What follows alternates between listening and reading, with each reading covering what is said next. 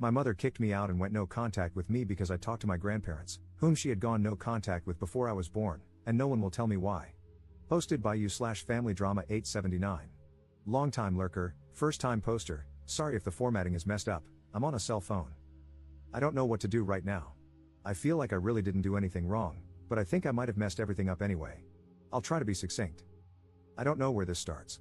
I have two younger sisters, 10 and 5. My mom has never really talked about her parents. When I first signed up for Facebook, one of the conditions was that I had to let her block them, and my uncle, and make my profile private, just for real-life friends.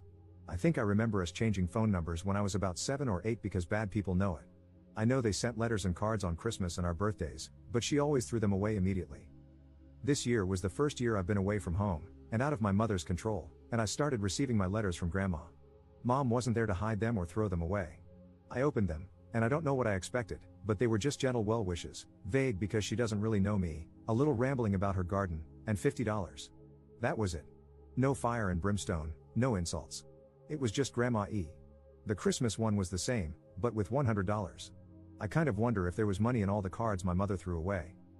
I don't know. I was expecting Bible quotes and pictures of terminated fetuses or something. Mom said they kicked her out when she got pregnant with me, for being pregnant. That's kind of all she's ever said about it, and it never occurred to me before to ask for more details. I know she stayed with her lifelong best friend's family, I'll call her Auntie Carol, until I was born, and she married my dad, Auntie Carol's brother, 4 years later when she was 20. That's really all I know. A few months ago, I got really bored and curious. Grandma's letters were pretty harmless and cute, and they were addressed to me. I'm an adult, I don't have to ask my mother for permission to talk to someone. I don't know why I feel so defensive, I didn't do anything wrong. I sent a message to, I'll call my mother's family Smith, Grandma Smith, and she responded within a day. She was excited to hear from me. Could we meet? She'd like to introduce me to my grandfather and uncle. I said sure, why not? Because, well, why not? They don't live that far away, which surprised me. They're about 50 miles from my school and 80 miles from home. I met them, and they were just people. We didn't have anything in common. They aren't voting for Trump, so they're not that brand of old white people. My uncle looks just like my mother but balding. It was nice to meet family I didn't know before, but it wasn't a revelation. I asked about what happened with my mother, and Grandpa Smith said they would have helped her with the baby, but she had too much pride. Later, when it was just me, Grandma Smith, and my Uncle John, Grandma Smith said it was because my mother was disrespectful and promiscuous in their house. Uncle John said they kicked her out, but both Grandma and Grandpa said she ran away to be with my dad. That was when I started feeling weird about the whole thing. I asked again in front of all of them, and then they all agreed that she ran away. I didn't want to start a fight or anything, so I left it at that. I went back to school and promised to keep in touch. Which brings us to now. I was home for spring break, and I brought up this whole situation today with my mother because, at this point, I just want answers about why we never talked to these perfectly normal people all my life and what really happened between them. And my very calm, very intelligent mother completely flipped her crap. She started yelling, "Why would you do that? What do you mean you were in their house?" My youngest sister started crying because of all the shouting, and my dad took them upstairs. My mom calmed down a bit and started trying to make me promise never to talk to them again. I wouldn't, because she still won't say what happened, if anything. She said that I had to go, and if I wouldn't cut all contact with them, then I'd never talk to her or my sisters again. I stood my ground because I'm not going to excommunicate someone without knowing why. She said that I needed to leave, now. So I left, and that's that. I'm back at school. My dad won't answer the phone, and I'm blocked on my mother's Facebook. I called Auntie Carol, and I barely got 2 words out before she said, "Why would you do that? You need to work it out with your mother," and hung up. I don't know what to do. No question, if I had to choose, of course, I'd choose my mom, dad, and sisters over the grandparents and uncle I barely know, but I don't think I should have to. I don't know why my mother is being so extreme about this. I feel like they must have murdered my mom's puppy in front of her or something, but if she would just tell me that instead of getting so upset over nothing, I wouldn't mind cutting them off as much. How do I talk to my mother logically about this? Relevant comments. Commenter. My mother-in-law has a huge aquarium, 4 adorable birds, and 2 sweet tiny dogs. She knits, crochets, quilts, and bakes. She also regularly beat the crap out of my husband growing up, abandoned him with other family for 5 years, and neglected him so she could gamble. He often went weeks without food. My nanny bakes, goes to yard sales, and makes the best ribs. She also beat the crap out of my mom and all her siblings growing up and drank like crazy. There's a lot you probably don't know. Of course, these people seem normal to you, they barely know you, and they want to, so they're treating you with kid gloves. Abusers are often real charmers. I replied to your post in r/relationships. My mother-in-law was sweet as pie until I had the baby. Then I became a family member, and a prime target for her controlling and verbally abusive ways. But my mother-in-law would paint me as the abusive and controlling one, controlling for not doing what she wanted me to do with the baby, etc. People can hide their true selves. If your dad and aunt are reacting this way, it sounds big. It sounds like it's really hard for your mom to discuss. Where they're saying she ran away to be with your dad, but everyone else is saying she was kicked out, and them calling her promiscuous, my guess would be that they issued an ultimatum, your dad or them/their support. They may have even wanted her to get a termination. To them, her choosing not to terminate and staying with your dad would be running away with your dad. To her, it would be them kicking her out for being with him. Which side you're on can skew your perspective. That's just one possibility, though. It could be anything. It happens. It happened to my close friend at 17, she moved in with her boyfriend. I feel like you potentially approached this the wrong way, maybe a bit confrontational? Why aren't these completely normal people in my life? Would put her on the defensive quickly. You should have approached her with the letters and explained that you're an adult now and would like to know why you're not permitted to talk to these people. Going there without telling her was, to her, an immense betrayal, and in her mind, if she was abused, incredibly dangerous. Ops response. The way they said it was like she was an uncontrollable wild child, and they would have helped if she had just let them. I just thought she was young. But that's not my mother. That's not my mother at all. There isn't a wild bone in her body. There are charts upon charts and appointments on calendars for everyone, and she knows my schedule better than I do. Sometimes I call her, and she doesn't even bother with hello, she just skips right to the answer to whatever question I have because I swear she's psychic. I love my mother, and I don't want to hurt her. You're right, I did come at it abruptly, like it was a little problem that she was making up. I think I did scare her. I didn't mean to. I'm going to go over there later today and try again, more carefully and maturely. Update 2 days later. I don't really want to talk about this, but sitting here obsessing over it isn't helping anything, and I did promise to update.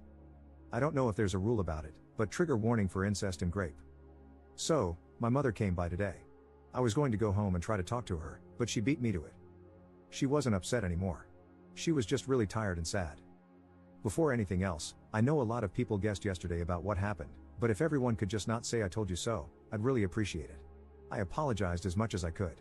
I told her about the letters, how they just seem so normal, and I asked why she always throws them away unopened if there might be money in them. She told me they put money in them so that she'll open them, and she said, I know they look harmless, but they're in a secret code that they know only I'd understand. They're upsetting and tiring and pointless, and that's why I just throw them away. She looked at the Christmas card and told me that it used to be her job to tend to the garden because it was supposed to teach her patience and discipline. She said she had to tend it every day, no matter the weather. That her mother mentions the garden in a letter to me as a dig at her parenting, saying that I'm undisciplined and that it's her fault, and that the fact her mother tends it now means she shouldn't have had to and that my mom is a bad daughter for not doing it for her. She says all the letters are like that. She said that when she was a kid, they told her she was worthless and a burden and had to earn her keep. She said that both her father and brother used to do whatever they wanted to her, and I didn't ask for more details, but she said that when she got pregnant, her mother said they weren't going to pay for a baby. She had ignored it for too long to get an inexpensive termination, and her mother called her a WHRE and the baby an abomination, then kicked her out with $10 for the bus and an extra pair of shoes. She went to my dad and Auntie Carol's house and told them what happened, and my dad asked to be on the birth certificate right away. He said she was his best friend and that he'd be honored to be my father. She said she couldn't believe my grandparents would just take her in like that, with no questions asked, with a baby on the way, and not ask for anything in return. She said she'd planned to off herself but couldn't do it anymore because it might have made my dad's family sad. She said her family always told her she was worthless and stupid, and she decided to devote her life to proving them wrong. She says that good people do exist in the world, but if you want there to be more of them, then you have to be one too. She says she's always loved me, but she never knew what to say. So, that's what happened with my mom and her family. I wanted to know.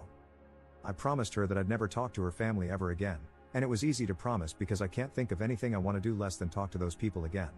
It makes me sick to think I ever thought they were nice people. She said she was sorry about the other day, but she panicked and overcorrected. Apparently, they never tried to contact her until my sister was born, and then my mother's mother got really excited about having a granddaughter and wanted shared custody or something. She said that everything they do to try to get to her is really just a way to get to my sisters. She says she doesn't really know why they are the way they are, but everything's a game to them, and the only way to win is not to play.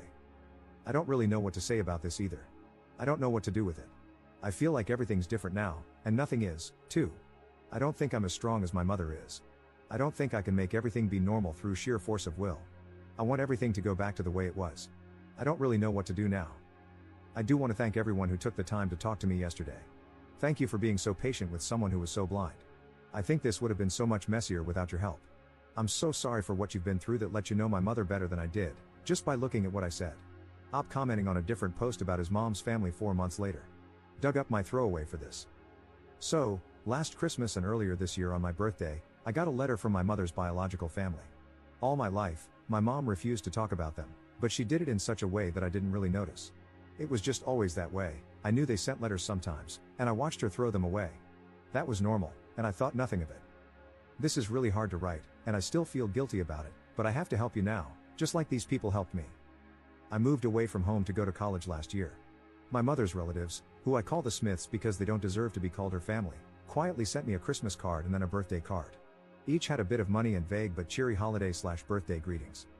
No one had told them I'd moved out, which school I was going to, or what dorm room I was in. I don't know how they knew my birthday. I didn't think about any of that then.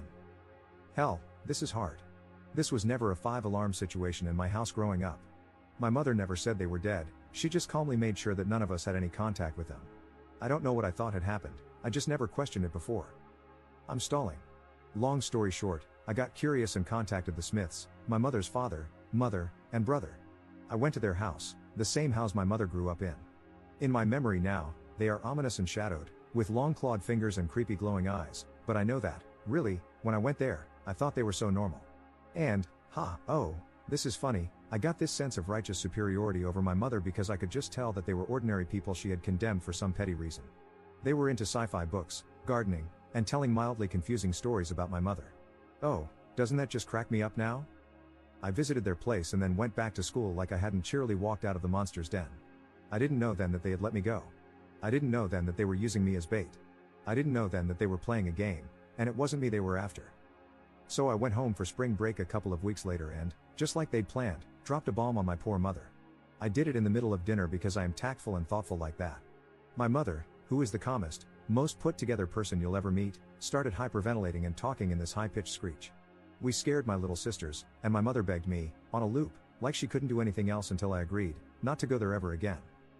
I, of course, was steady in my knowledge that my 2 letters and 1 3-hour visit definitely trumped her 16 years of being their daughter/sister. And they'd seem so normal to me. They had a garden, after all. When I wouldn't agree never to see them again, my mother told me I had to go and not ever come back. I left and went back to school feeling wronged, very confused, and with a deep, sinking something in the pit of my stomach that I couldn't identify and tried to ignore because I was so sure I was right. I made a post here a few hours later, mostly because I wanted anonymous, impartial people on the internet to agree with me that my mother had gone way the hell overboard.